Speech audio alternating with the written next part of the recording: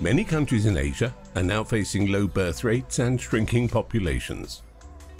In 2022, China's birth rate fell to a record low of 6.77 per 1,000 people. This is the first time in 60 years that China's population has declined. So, what are the causes of these declines?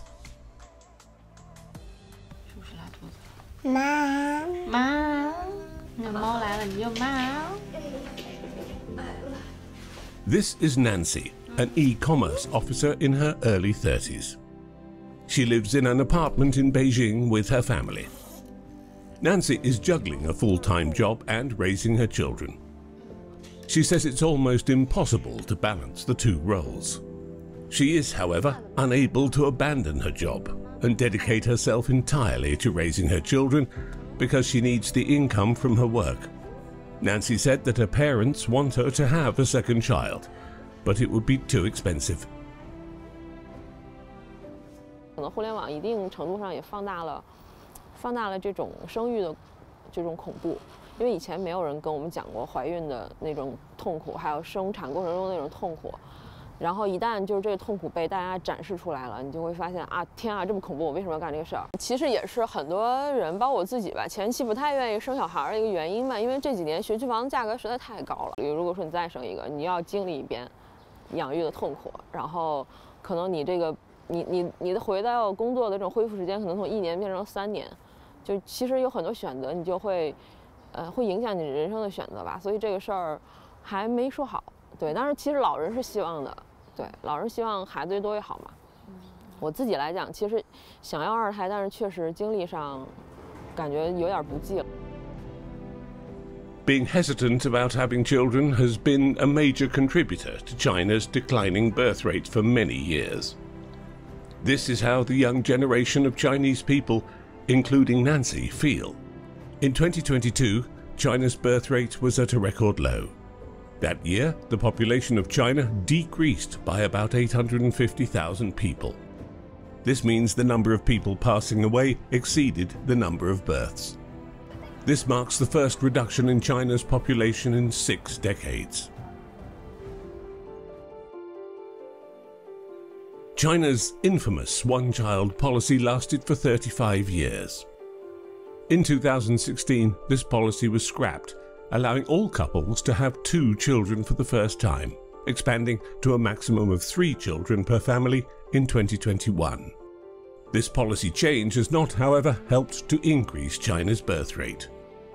Last year, the Asia Society Policy Institute conducted a survey on childbearing in China, which collected responses from over 20,000 individuals, mostly women, aged 18 to 31.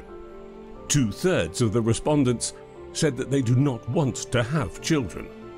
Economic pressures, the high cost of living, high tuition fees and high property prices are the main factors affecting their decision not to have children, especially people in urban areas, where they encounter the challenge of insufficient income despite working extended hours. Such a lifestyle is too difficult and expensive in which to raise a child. These pressures increased even more during the COVID pandemic. China's zero-COVID policy further discouraged many Chinese people from having children. 养娃压力那么大，没赶上，失业率居高不下，疫情摧毁了一切，没有办法，明年还会不增长。还真是不太，就是这些事儿，就是也都，你像我是80后的话，可能不是很想考虑生孩子这些事儿。如果自己能自给自足的话，可能连对象都不想找。大部分人我觉得现在也都是差不多这种想法吧。Currently, the Chinese authorities are trying to incentivize people to have children, in the hope of solving the population problem. Major cities such as Beijing and Shanghai have extended maternity leave to a maximum of 158 days, while public health agencies have issued guidelines requiring local governments to construct more nurseries. In Shenzhen, the city has a campaign to give parents a bonus upon the arrival of their first child. While Sichuan, the city which ranks 7th in China for the highest proportion of elderly people, has announced that couples can have as many children as they wish.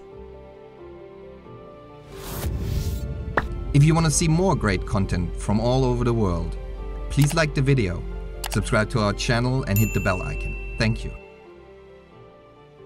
Many people think, however, that these incentives are unlikely to increase the birth rates, as long as the main problems that dissuade people from having children, such as high housing prices, the education and medical systems, are yet to be resolved. Nowadays, a private kindergarten in Beijing can cost between 5,000 and 20,000 yuan, or around 700 to 3,000 US dollars per month per child. In addition to the economic reasons, social and cultural factors also contribute to Chinese people having second thoughts about having children.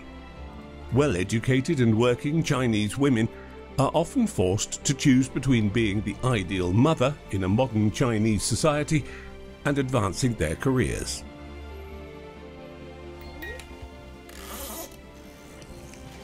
Nancy, who works in a competitive e-commerce business, says if a working mother insists on leaving work on time to take care of her children, she may receive fewer assignments. In the end, this might slow the progress in their career, compared to a female colleague without children.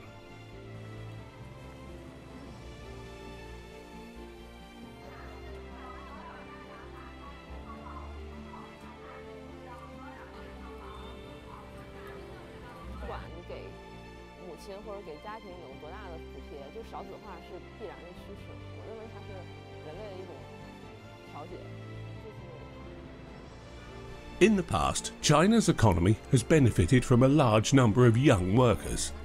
Nowadays, China cannot avoid a labour shortage or an economic slowdown due to the low birth rate, rapidly ageing population, and longer life expectancy. China, as the second largest economy in the world, is, however, a major driver of global economic growth. The problem of low birth rates and declining population is like a time bomb in China, but it could be a challenge for the global economy as well.